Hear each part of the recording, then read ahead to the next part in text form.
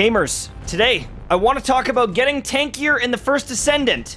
Being tankier means you don't have to hide as much, which means you do more damage because you can barrel stuff a boss and not have to run away.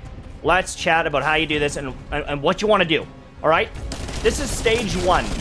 Getting to this level is going to allow you to be far more effective in the battle. And this is nothing. This is trash. I can get stronger than this. I can eat shots for days. And this is a fraction of the tankiness that we're going to be able to get, okay? So if you want to get to this level, and you want to be able to survive in fights longer, even when you're between all these little kingfishers and all these things, let's discuss how. Let's talk about what we can control and what we should be focusing on, and we're going to start with our mods, because you can't really guarantee the rolls you're going to get on your external components, but these are obviously going to be very important as well, so we'll go over a few things there. But the big thing I want to talk about is defense is exceptionally important because you can get up to 80% damage mitigation through your defenses. So if something hits you, that damage is reduced. That makes you more survivable. It makes your shields and it makes your HP stronger. Now you might notice on my Descendant, my max shield is 380. Not great, but my HP is 7,000. The reason why is shields get tagged, they fall off quickly, and if I'm being 100% honest, I think they didn't balance the game properly around shields. Because a lot of the mods and a lot of the external components do not favor shields very well. So it's much better to have a big red HP bar and damage mitigation so that that HP is more valuable than it is to have a chunky shield or shield regeneration. Because every time you get tagged with a burn, you're stopping that regeneration. It's absolutely terrible. The other thing is in a lot of fights, there's going to be a lot of HP orbs that drop. The more HP you have, the more valuable they are because it's going to give you a big chunk of HP that is then going to have to get chunked down through your defenses by the boss. So let's get started. Descendant modules, you want to get increased HP because that's going to scale off your base HP on the Descendant and increased defense. This is where we start. Just having these two, you could see how tanky I was with arguably average mod or components or whatever. Just these two is enough to start tanking bosses and unload DPS on them. And I've still got 78 mod capacity. Okay? So there's a lot of other things that we can do. Number 1, as I said before, shields are bad. Shields are almost like non-existent in this game. So losing 15% of my shield is like 40 shield, but gaining 72% HP if I just equip this bad boy. We are now sitting at 8,700 HP because that percentage is scaling off your base amount, right? It's not another 70% on top of what you have. It's 70% more of your base. So what I would do is I would actually start hunting down and using HP amplification. This will get you to the point where you have so much HP and defense, you have to play stupid to die. And then you can go, into damage, into skill cooldowns, whatever you want to do after that. But just these two alone is nuts. However, if you really, really wanted to, you could consider going into any of the other defensive options. Now, there's going to be different ones that are available, but some of them are just a win-win situation. It gives you more defenses and some skill power, but some of them are going to be, a trade-off.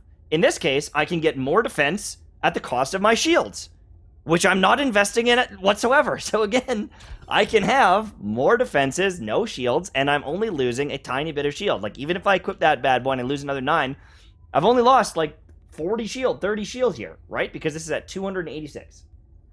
Then we need to talk about our components.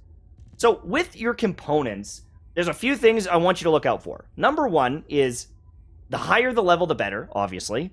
But you want to get max HP as the main stat, or you want to get defense.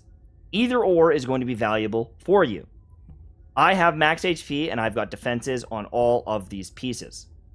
Now, if you can get defensive options that are going to further help you, that's going to be good as well. Components have 2 functions. Function number 1, keep you alive. Anything that is defensive is a resistance, something like that, electrical resistance. That is going to be valuable. Anything to do with shields, probably trash because of the way we're building our bunny or whatever descendant you're playing with. The other function of components is farming, is to get more resources. And so you might notice that I've got some different ones saved. Character experience, consumable drop rates, things like that, gold drop rates, firearm proficiency. These are also things that you want to save once you've got a build that's up and running and tanky and doing well. Okay? So for me, pushing content and beating these bosses and getting the best gear is what I want to do. I want to start getting some of these sets up and running. So I'm going to be doing these bosses, and I'm going to be as tanky as humanly possible so that I can hopefully get a farming set and a defensive set. That is my goal in the next few days, is working on this and fighting this boss over and over and over. And I don't have to worry about dying because I'm so tanky. So another option is investing into resistances for the bosses that you're fighting. You're going to start running out of mod capacity if you're leveling up all these different things, but it is something you can, keep an eye on. And depending on the class you're playing, there might be something you can slot in here and get a cheap mod or whatever it might be. So it's not the worst investment ever, but I would prioritize the other stuff first. Now, skill power and using your skills to kill stuff is obviously going to be good. For me, I wouldn't mind equipping some of these things to help power myself up. But at the end of the day, I'm not going to be able to get close to that boss and use my abilities if I'm dead, if I have no defenses. So, in the end game, what I'm noticing against a lot of these bosses is it's a lot more valuable to just live, dish out damage with your gun. In the case of me, my gun is like modded out for almost 400,000 damage per second. I do not think that my bunny's abilities, even when maxed out, are anywhere close to this. Now, there's two other things that I haven't fully tested yet, but if it makes me any tankier, then that's amazing. But that is Ironclad Defense. I don't know how much critical hits can happen or do happen in this game. I have no idea. So, hypothetically, critical hit resistance could be good if these bosses are chunking you and hitting you with critical hits. But again, I don't even know if it's really necessary, but it is something to keep my I'm going to be keeping my eye on, and when I have a bunch of extra, currency, I'm going to level these up, and I'm going to try it. But for right now, it doesn't seem necessary. The other thing is regeneration boost. I honestly don't think this is going to be necessary long-term because there's so many HP orbs that drop from the Kingfishers. Just doing this, I can't die. I've tried not just this one boss, multiple bosses. I've done the Dead Bride. I've moved on into the harder stuff.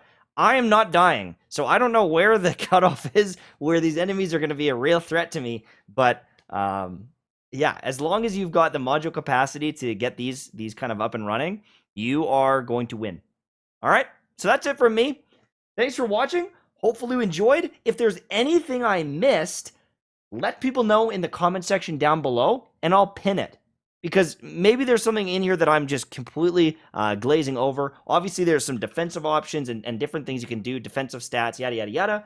But for the most part, I don't think you need to go overboard on these defensive options. Once you get this up and running, you're good to go.